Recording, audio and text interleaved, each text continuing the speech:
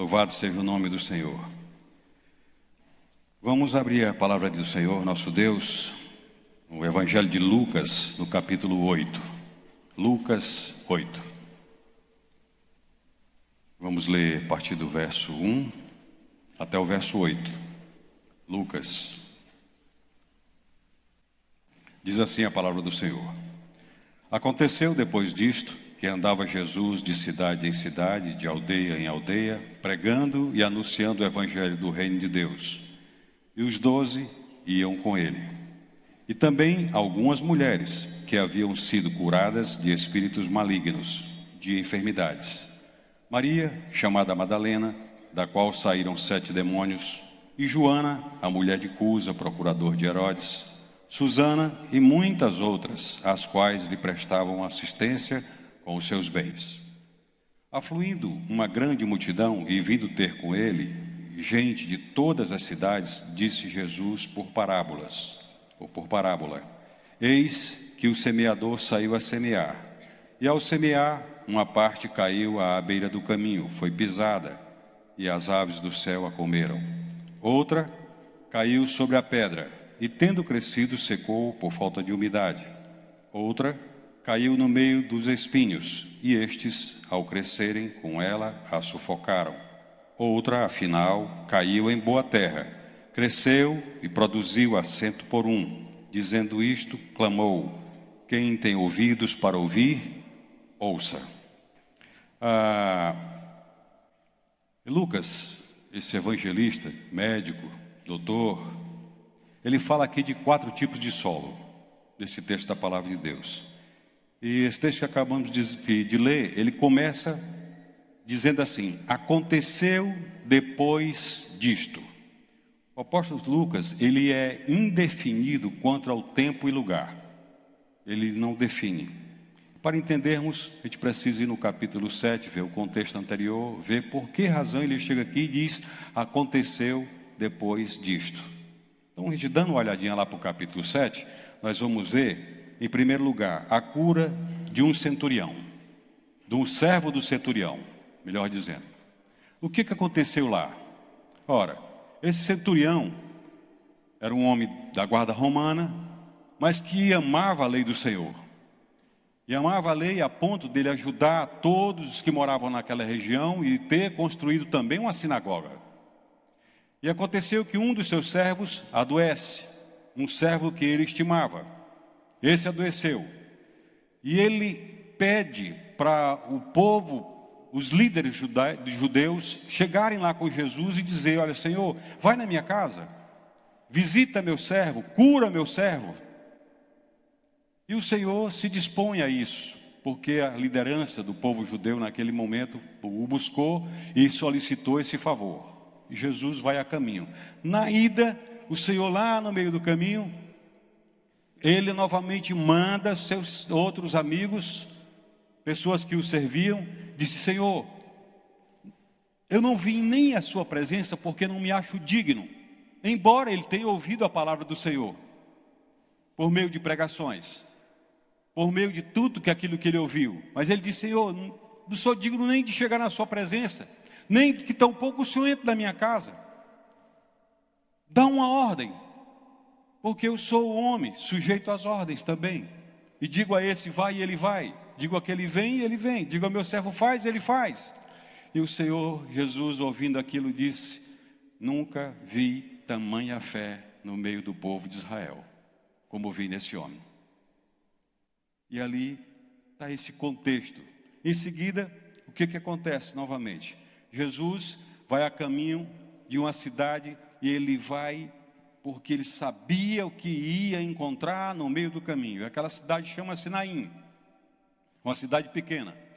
E lá dessa cidade ele está se aproximando, na porta da cidade, e de lá vem descendo um enterro. Filho único de uma mulher viúva.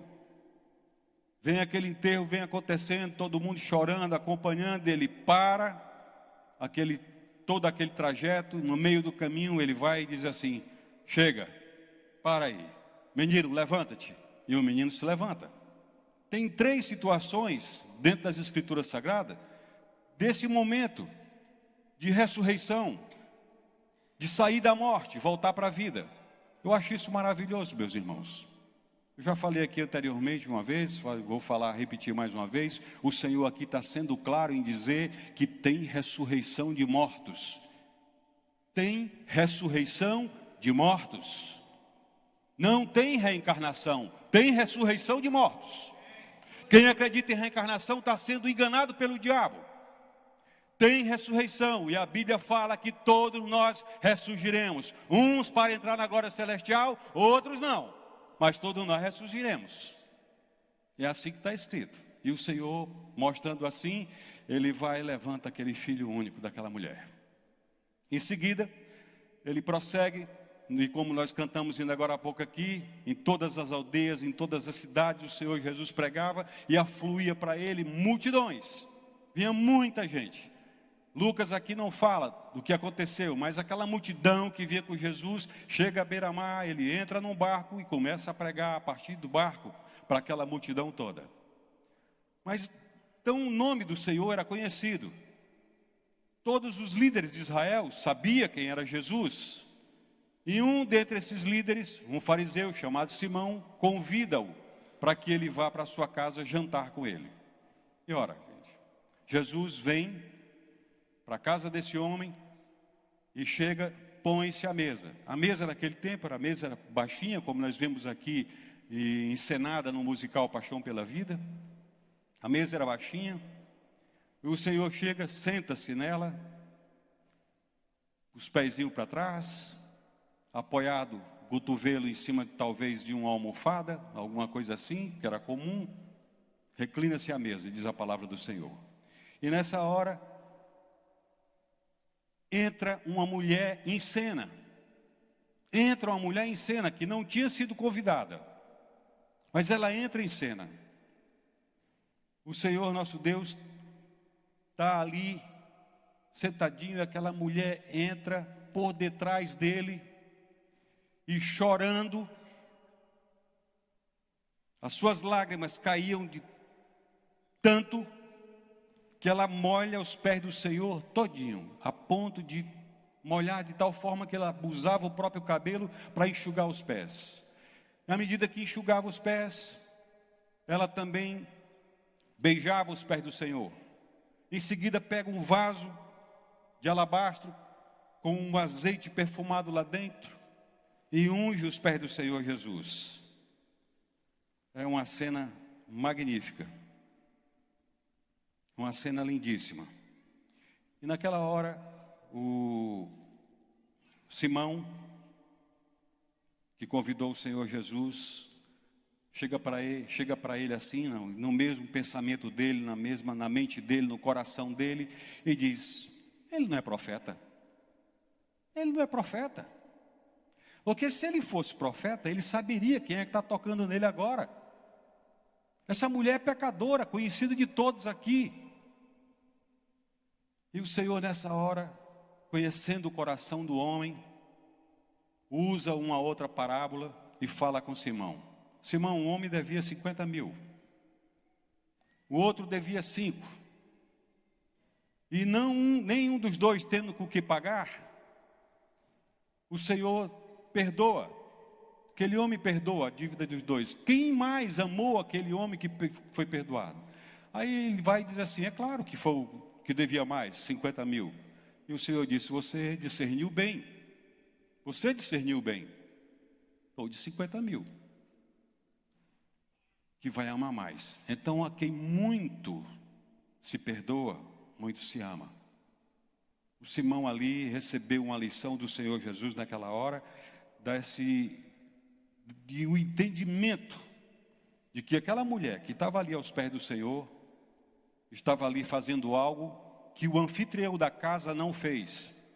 O anfitrião da casa geralmente recebia a pessoa que vinha na porta dele, tinha um servo para lavar seus pés, enxugava com a toalha, em seguida levava um beijo.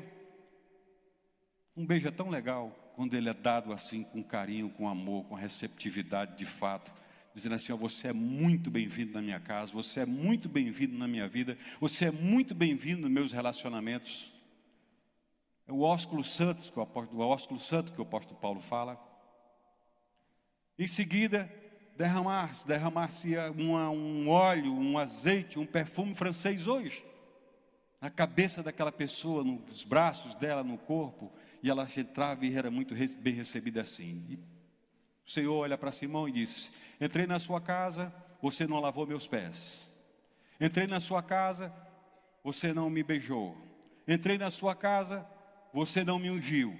Mas essa mulher, desde a hora que entrou até agora, não deixa de lavar meus pés, não deixa de beijar e não deixa de me ungir. Então, muito perdão para ela. E o Senhor diz: perdoados estão os teus pecados. O que se passou na cabeça de Simão naquela hora ali? Perdoados estão os teus pecados. Os convidados demais que estavam lá: perdoados estão os teus pecados. Quem é esse? Quem é esse que perdoa pecados? É o Criador, é o Senhor, Ele é Deus, Ele perdoa pecados. Padre não perdoa pecados, pastor não perdoa pecados, mas o Senhor perdoa. Louvado seja o nome do Senhor, porque Ele perdoa. Aleluia. Irmãos, então esses dois incidentes aconteceram na casa de Simão. Foram dois incidentes. E aqui no capítulo 8, no verso 1 ao verso 3, o Senhor aqui mostra o ministério das mulheres. É lindo isso aqui, maravilhoso isso aqui. Muito bonito. Os rabinos, eles recusavam-se a ensinar as mulheres. Eles não ensinavam as mulheres. Nosso Senhor as tratava de igual modo. Não fazia distinção. E aquela multidão que o seguia, no meio deles, daquela multidão toda, estavam as mulheres. Elas acompanhavam o ministério de Jesus. Lucas mostra aqui o ministério das mulheres no evangelho dele, como nenhum outro dos evangelistas mostra nos evangelhos sinóticos. Só ele mostra assim. Esse trabalho aqui do Senhor Jesus com mulheres. A história aqui agora dessas mulheres que se tornam seguidoras de Jesus, elas facilmente se relacionam com as outras mulheres também que foram ajudadas pelo Senhor, como no verso 2 diz aqui: e também algumas mulheres que haviam sido curadas de espíritos malignos e de enfermidades, Maria, chamada Madalena, da qual saíram 7 demônios. Então elas seguiam o Senhor. Agora eu queria que você imaginasse, meu amado irmão, não sei se você já teve experiência aqui, você que está aqui, de ter visto uma pessoa opressa por um demônio. Não sei se você já teve a oportunidade de ver uma pessoa com a mente completamente embotada completamente por um demônio. Uma pessoa completamente sem entendimento do que está acontecendo lá fora. Ela está aqui num sofrimento físico absurdo. Um demônio só faz numa pessoa, provoca dentro dela um sofrimento tão absurdo que quando ele em algum momento sai do corpo dela, ela fica sem força sequer para respirar. Agora você imagina o que é mais 7 oprimindo a mulher. Ora, essa mulher, nesse sofrimento todo, o Senhor Jesus vai lá e liberta.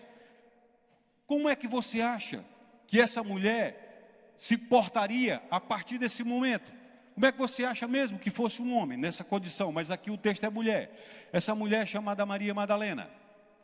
Dela saiu 7 demônios. Como é que ela se portaria diante do Senhor? Se ela não o seguiria de todo o coração, se ela não o amaria com todas as suas forças, se ela não estaria com ele em todo o tempo para servi-lo, com tamanha gratidão dentro do coração? Claro que sim. Quem de nós hoje que estamos aqui não estaríamos na mesma condição dela, de estar junto, de amar o Senhor de todo o coração? Ora, em alguns momentos, meus amados irmãos, quando nós somos atribulados, oprimidos pelas nossas próprias acusações, dizendo em nós o tempo todo: pecamos, pecamos, não tem mais jeito. E aí aparece o inimigo das nossas vidas e diz: você não tem mais jeito, acabou-se para você. E de repente chega uma palavra de amor, uma palavra de carinho, uma palavra de restauração e diz assim: tem perdão, ainda tem jeito, ainda dá tempo, ainda tem jeito. E de repente alguém chega com você e dá essa palavra, ora e clama a Deus pela sua vida.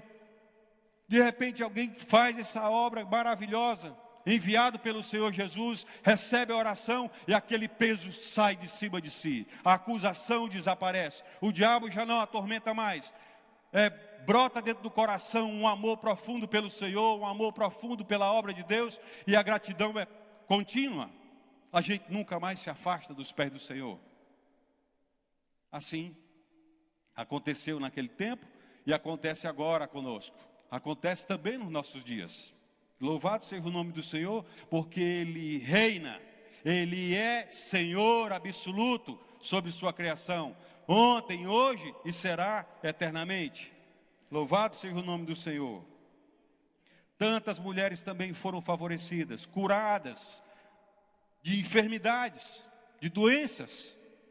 Essas mulheres foi objeto do cuidado especial de Jesus. E elas, por gratidão, acompanhavam o Senhor. E a primeira mulher a ser mencionada aqui nesse texto da palavra de Deus é Maria Madalena. Como eu falei agora há pouco, dela o Senhor expulsou 7 demônios. Ela aparece destacada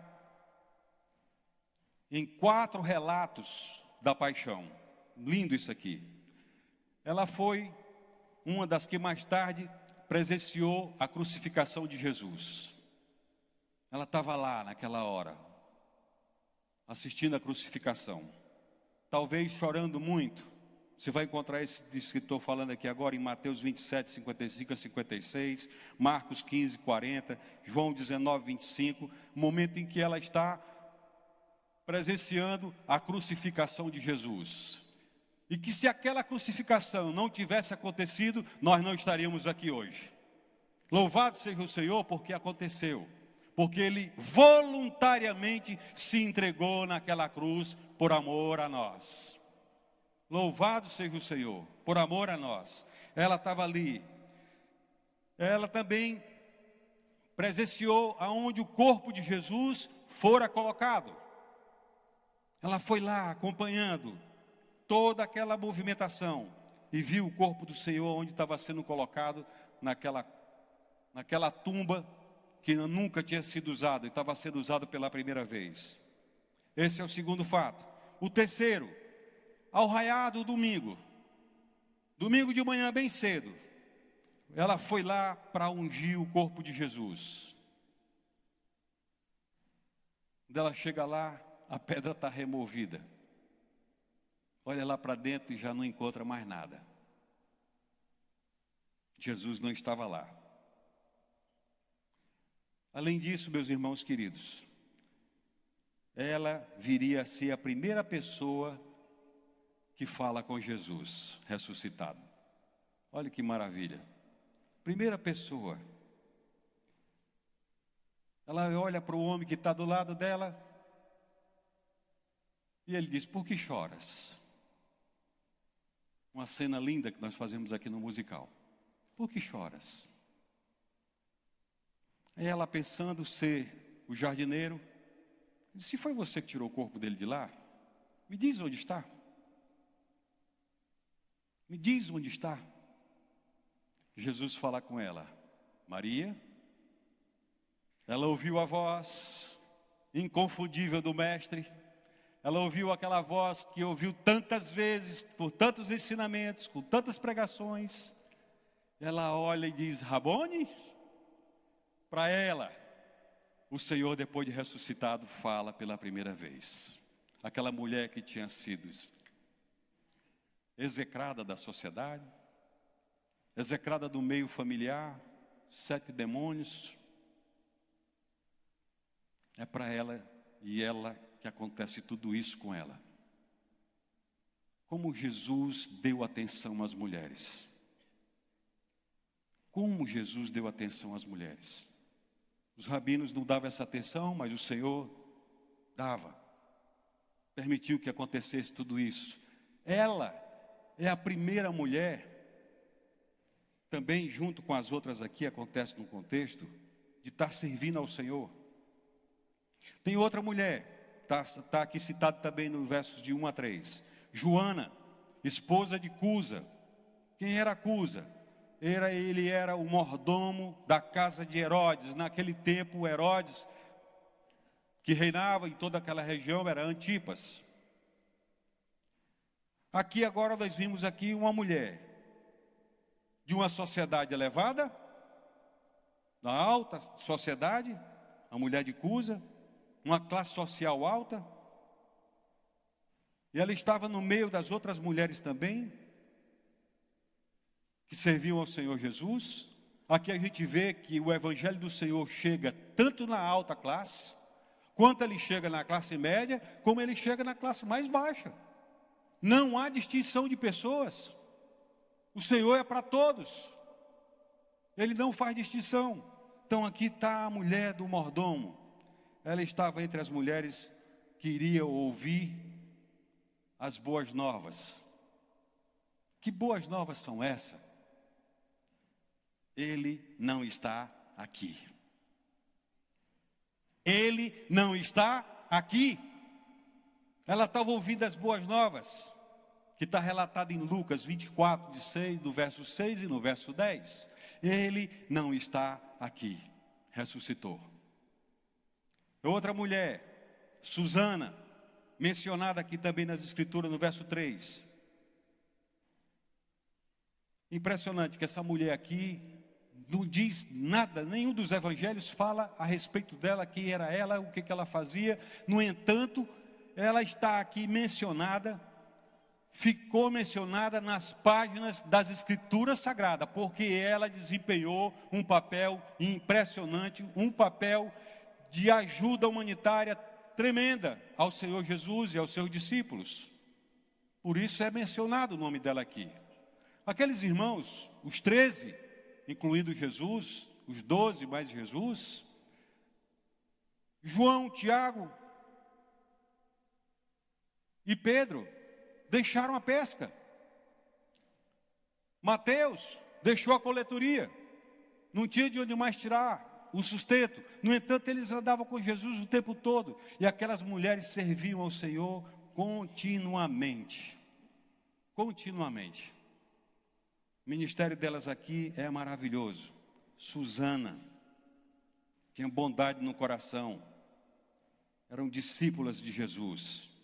E aqui, meus amados irmãos, a gente pode ver que a semente semeada no coração daquelas mulheres era terra boa. Aqui a gente vê também a primeira sociedade auxiliadora feminina. Vemos a SAF. Olha aí, as mulheres da SAF gostaram. Vemos a SAF aqui formada pelo Senhor Jesus. Elas auxiliando o ministério de Jesus em tudo. Maravilhoso esse momento aqui, precioso. Discípulas de Jesus. E o Senhor deu essa importância para elas. E elas contribuíam no ministério de Jesus e no desdobramento do plano da salvação que Deus tinha para tantas outras mulheres e tantos homens. Bom, irmãos queridos, como a gente vê aqui o Senhor dando oportunidade para todos, é muito importante que a igreja chame todos os seus membros para várias formas de servir a Deus. Cada um de nós recebeu de Deus um dom. Cada um de nós temos um ministério a desenvolver. E é importante que isso seja dado aos irmãos para participar do reino de Deus, que façam a obra. E uma coisa mais magnífica que nós podemos ver em tudo isso, dessa obra, é o semear a palavra de Deus. É semear as Escrituras Sagradas. Nós não sabemos, amados irmãos, quem foi eleito pelo Senhor para entrar na glória celestial. Nós não sabemos quem foi o predestinado pelo Senhor para entrar na glória celestial. Nós não sabemos quem foi aquele que está perdido. No entanto, temos que anunciar o Evangelho a todos, pregar o Evangelho a todos, sem distinção. Temos que lançar a semente. Temos que lançar a semente. O Senhor tem forma de serviço adequadas para cada membro no seu reino, independentemente do sexo, independentemente da posição social e da etnia. O Senhor tem trabalho para todos. Todos. sem exceção, porque ele serviu a todos. Ele serviu a todos em perdoar os pecados de todos e também derramar o Espírito Santo dele sobre todos. Temos o Espírito Santo de Deus. Então o que fazer com tanta gratidão no coração? Em sabermos que fomos perdoados, em sabermos que estamos com o nosso novo nome escrito no livro da vida do Cordeiro, em saber que vamos entrar na glória celestial, em saber que o amor de Deus nos constrange a tal ponto de não podermos parar.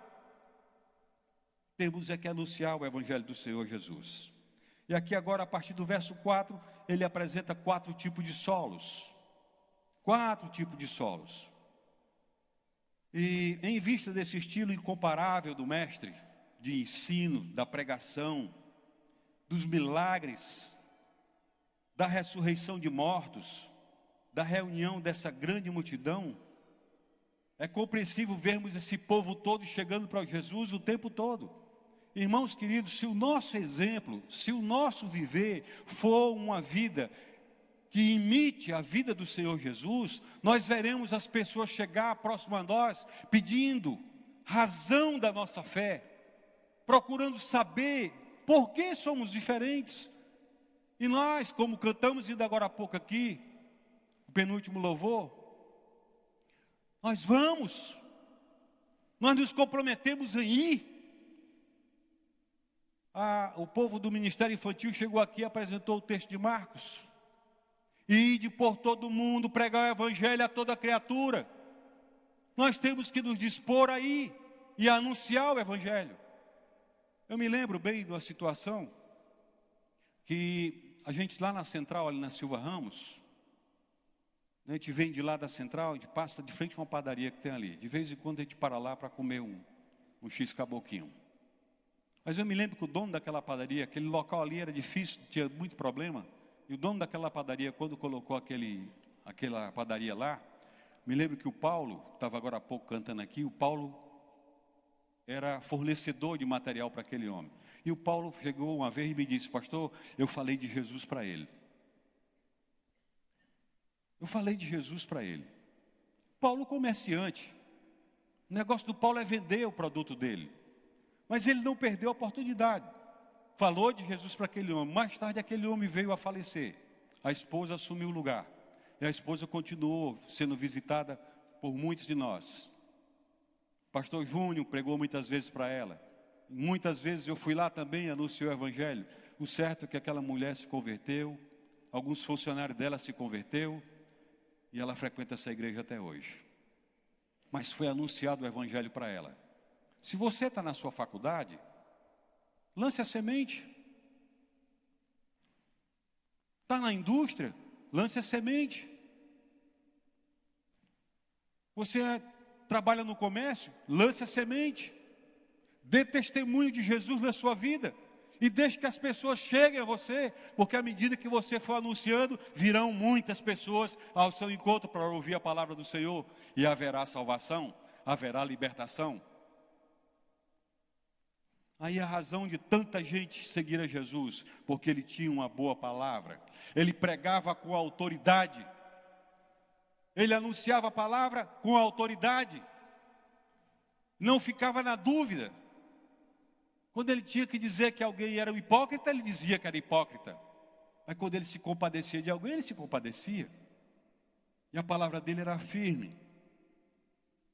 Céu e inferno. Céu e inferno. Irmãos, essa deve ser a nossa pregação também. Assim como Jesus, sem temer, a falar que pecado é pecado, que o homem deve abandonar o pecado, que não dá para viver em cima do muro.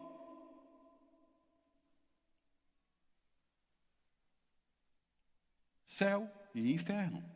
Jesus foi claro nisso aí. Ele não deixou dúvida para ninguém. Nós não podemos deixar. Não existe purgatório, meus amados irmãos. Você que está nos assistindo aí pela internet. Não existe purgatório, não existe meio do caminho. Você não é justificado pelas obras que faz, pela assistência social que você faz. Você não é justificado em dar esmola aos pobres, em fazer o bem a alguém. Isso faz parte da salvação. Você é justificado porque o Senhor Jesus morreu naquela cruz e deu o seu sangue por nós, por amor a nós. E Ele foi para lá. E Ele foi para aquela cruz de livre e espontânea vontade, por amor a nós. Por amor a nós. O que devo fazer hoje então? Anunciar o Evangelho do Senhor Jesus. A multidão que acompanhava Jesus presumivelmente, ela incluía aqueles que correspondiam a esses 4 tipos de solo. 4 maneiras diferentes que Jesus estabeleceu na parábola. Essa parábola era um aviso para os seus ouvintes que os obstáculos estariam ali. E essa é a primeira vez que o Senhor usa uma figura que todo mundo entendia, e todo mundo conhecia. Semear, plantar. Eu estava olhando aqui várias versões da Bíblia. A King James, a versão revista corrigida, nova tradução na linguagem de hoje, NVI, Reina Valera. E eu gostei do termo da Reina Valera que diz assim no verso 5. O semeador saiu a semear a sua semente. E enquanto semeava, algumas sementes caiu nas laterais do caminho e foi pisoteada e as aves dos céus a comeram. Esse texto está assim na Reina Valera. Interessante aqui observando aqui esse texto bem, vendo como é que era. Na terça-feira passada, nós estávamos na reunião de pastores e estávamos discutindo. Quando a gente olha para esse texto assim, sem olhar os detalhes dele, dá a impressão de que o semeador chegava assim, com a sua semente, que ele comprou, tão cara, tão preciosa, e jogava de qualquer jeito. Não, não é assim. A terra estava arada. Olha que a terra lá naquele local da Palestina, ela tem muito pedregulhos.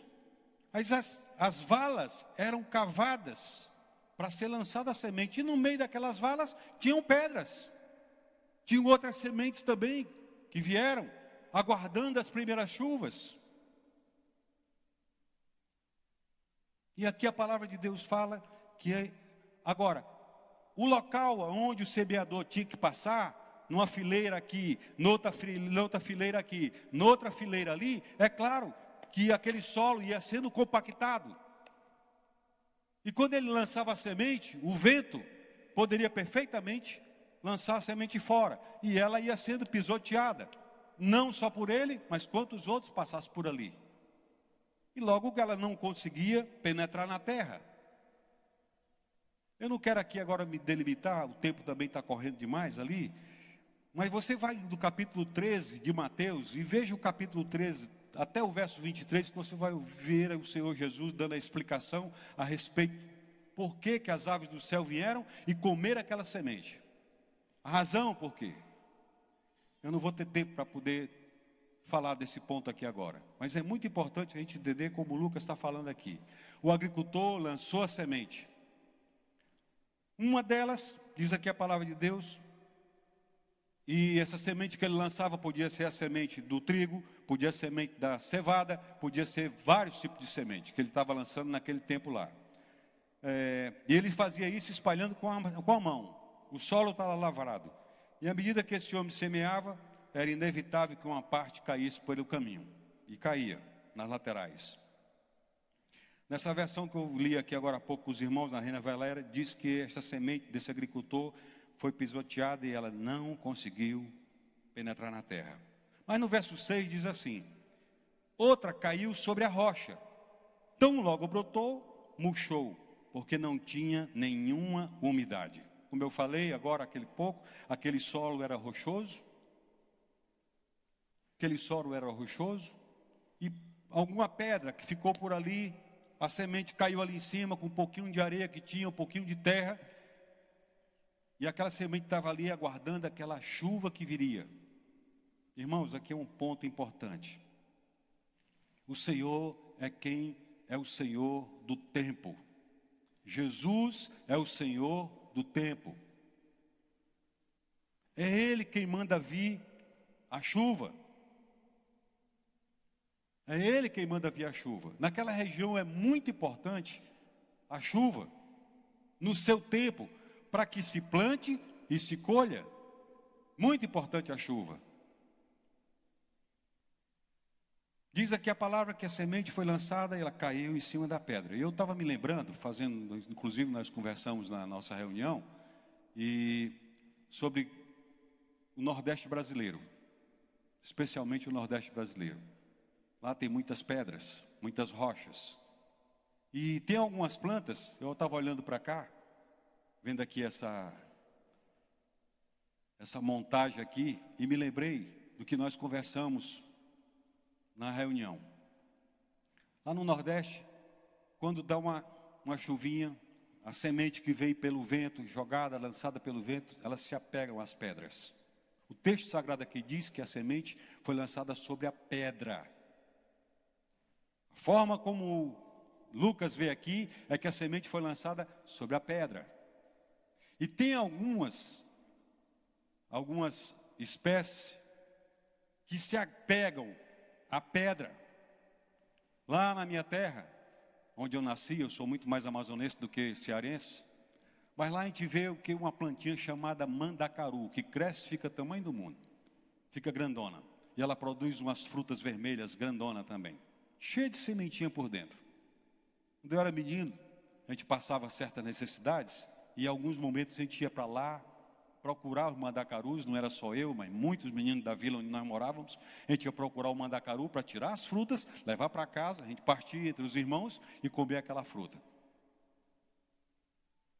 A princípio, o sabor dela não é lá muito bom, mas como diz que o melhor tempero para qualquer comida é a fome, quando a gente pegava uma frutinha daquela, era saborosíssima na boca, e ali saciava a fome. Mas aquela planta, naturalmente, ela fica agarrada numa pedra. De onde ela tira a umidade? Do ar. Ela tira a umidade do ar. Na Palestina, o sol é quente demais, a temperatura vai a 80 graus, 70 graus. Muito quente, a umidade simplesmente vai embora. Mas mesmo assim, o povo de Israel é maravilhoso. Recebeu de Deus uma inteligência, recebeu do Senhor Deus um saber impressionante. Eles tiram do ar água. A umidade que vem no ar, eles com tecnologia conseguiram tirar água saborosa. Água saborosa. Vejam bem, eles não estocam o vento, eles tiram do ar.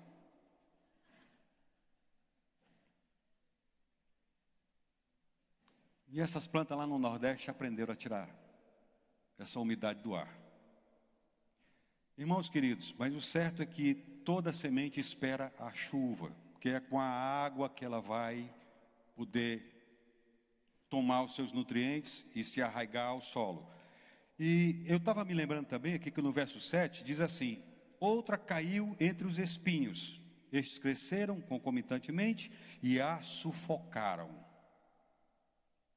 Eu me lembrei de quando eu era menino bem pequeno, o meu avô gostava muito de andar com ele. Ele tinha um terreno grande, ele plantava nele lá. E eu me lembro perfeitamente que ele, quando cavava, sulcava a terra e ia plantar, ele plantava duas sementes juntas, feijão e milho, sempre na mesma cova, feijão e milho. E era percebido que o milho, ele sempre dava as espigas mirradas, sempre, nunca dava aquela espiga graúda, bonita. Por quê? Porque o feijão estava plantado lá também, e o feijão ele enrama, e quando ele começava a enramar, ele entrava no milho, no caule do milho, subia e sufocava o milho todinho. Resultado, o milho era ruim, o feijão também sofria, não dava aquele caroço graúdo. Por falar nisso, nós temos um bocado de feijão aqui de jardim, vamos dividir depois, tá?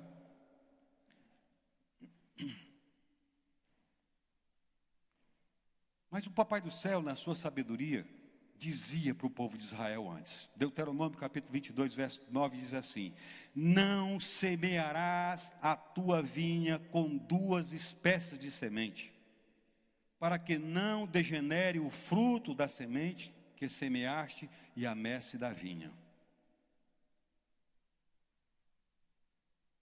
Meu avô tivesse lido esse texto da palavra de Deus, ele jamais plantaria duas sementes juntas. Aí plantaria uma de milho aqui, uma de feijão ali, outra assim, e assim iria. Eu me lembrando dessa coisa, como a Bíblia tem tanta maravilha. Mas mesmo assim, era preciso esperar a chuva. As chuvas vinham nas devidas estações do ano. O Senhor Deus mandava. O Senhor Deus mandava a chuva na devida estação, para que aquela semente pudesse crescer. Vinham as primeiras chuvas, germinavam, e nessa aqui agora, lá onde estava lançada a semente, naquela fileira, estava lá uma semente de espinheiro. E as duas cresceram juntas. O espinheiro pega aquela sementezinha boa que estava lá e a sufoca, porque ele cresceu mais rápido. O entendimento disso aí eu quero que você leia, por favor, no capítulo 13 de Mateus. Estou aqui só mostrando o todo da coisa. O povo de Israel estava vivendo naquela terra que mana leite e mel, que manava leite e mel. Mas chegaram lá, o Senhor disse: vocês não façam, não pratiquem a adoração que aquele povo pratica, expulsem eles da terra, não sigam os seus deuses, não adorem os seus deuses. O povo da terra vinha e fazia o quê? Adorava Milcom, adorava Baal, iam para debaixo das árvores frondosas, e lá praticavam todo tipo de imoralidade, oferecendo os seus corpos para os deuses, para que eles pudessem dar fartura nas plantações. E não eram esses deuses dos outros povos que fazia vir a chuva, a temporã e a seródia, em 2 tempos. Não eram esses deuses, era o Senhor. Jesus é o Senhor da criação. Vinha dele. Deuteronômio 11:14 diz assim: darei as chuvas da vossa terra a seu tempo, as primeiras e as últimas, para que recolhais o vosso cereal, o vosso vinho e o vosso azeite. Estava em Jesus. Então a semente precisa ser lançada, para que a chuva venha e germine. Irmãos, se a gente olhar agora para o nosso contexto hoje, nós temos que ver que o Senhor Deus tem nos abençoado profundamente. O Senhor derramou sobre nós as primeiras chuvas. A temporã já veio sobre nós. O Espírito Santo do Senhor veio sobre nós. Veio sobre sua igreja. Foi derramado sobre nós. Para que a igreja cresça. Mas logo mais vem a chuva serôdia. Logo mais o Senhor vai estar mandando a chuva para que o fruto esteja pronto para ser colhido. Nós temos que continuar plantando, porque a chuva já veio, a terra está molhada, está úmida, está pronta para receber a semente. E que gratidão é essa que nós temos no coração, que não lançamos a semente, que não acreditamos que a terra está úmida, que tudo está pronto. Está tudo pronto. Nossos grupos familiares, nós temos um melhor sistema de evangelismo que o mundo pode experimentar hoje. Evangelismo por amizade. Na minha casa, eu abro minha casa e chamo meus amigos. Vamos para uma reunião. Bora comer junto aqui um X-caboquinho. Vamos falar a respeito de Jesus. Por relacionamentos. E o que a gente está fazendo com essa bênção maravilhosa nas nossas mãos? O semeador, ele anda com um bornal aqui do lado. Ele mete a mão aqui, tira a semente e lança. Nós estamos com esse bornal cheio de sementes. Está pesando. E o que é que nós estamos fazendo? Deixando a oportunidade? é lançarmos a semente, meus amados irmãos. Logo mais virá a chuva seródia, que vai cair sobre a colheita. E isso vem na primavera. No verso 8, afinal, eu vou passar aqui uns 4 minutinhos a mais, irmãos. Vocês permitem que isso aconteça aí? 4 minutinhos de relógio grande, tá? Daqueles relógios. O verso 8. Outra, afinal, diz aqui a palavra de Deus, que caiu em boa terra. Lembre-se que eu falei agora há pouco, que aquela vala estava lá, tinha dentro dela pedras, tinha semente de espinheiro, estava lá também. Aqui caiu fora, caiu, foi pisoteada, os pássaros comeram. Mas uma caiu no local onde não tinha pedra, estava a terra adequada, tudo prontinho, ela ali se firmou, cresceu. E o apóstolo Lucas diz aqui que aquela semente deu 100%. 100%. Uma das frutas que nós temos aqui na nossa terra, temos no Brasil todo, por toda a parte, que é muito saborosa, é o mamão. Você já viu quanta semente tem dentro do mamão? Já parou para contar? Eu acho que isso aí é uma cultura inútil, mas tudo bem. Quem já parou para contar quanta semente tem dentro do mamão? Um mamãozinho pequeno. Ele tem mais semente do que a polpa. O que o Senhor está ensinando com isso? Que se você tiver aí um terreno bom, meu irmão, plante mamão. Venda mamão à vontade, porque a semente é demais, é muita semente. Se utilize dessa sabedoria maravilhosa. Deus faz isso com a gente, mostra para aquele que não tem nenhum tipo de discernimento do que fazer com o que tem, planta. Planta. O Senhor Deus é maravilhoso, e Ele diz que aquela semente deu 100%. Mas quando Ele está encerrando esse momento aqui agora, Ele chama a atenção da população toda que está lá fora, Ele está aqui no barco, e chama a população toda a atenção e diz assim: quem tem ouvidos para ouvir, ouça. Diz aqui a palavra de Deus que Ele bradou. Ele bradou. Ou seja, levantou o volume de voz, foi muito acima. Quem tem ouvidos para ouvir, ouça.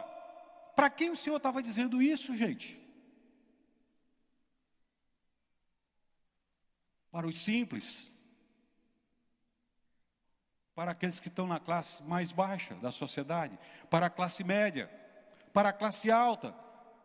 Ele estava falando para os intelectuais. Estava falando para os fariseus, saduceus, essênios, zelotes. Estava falando para o povo em geral. Se você tem ouvidos, entenda, compreenda o sermão, compreenda a parábola. Ouça com atenção. Quem tem ouvidos para ouvir, ouça.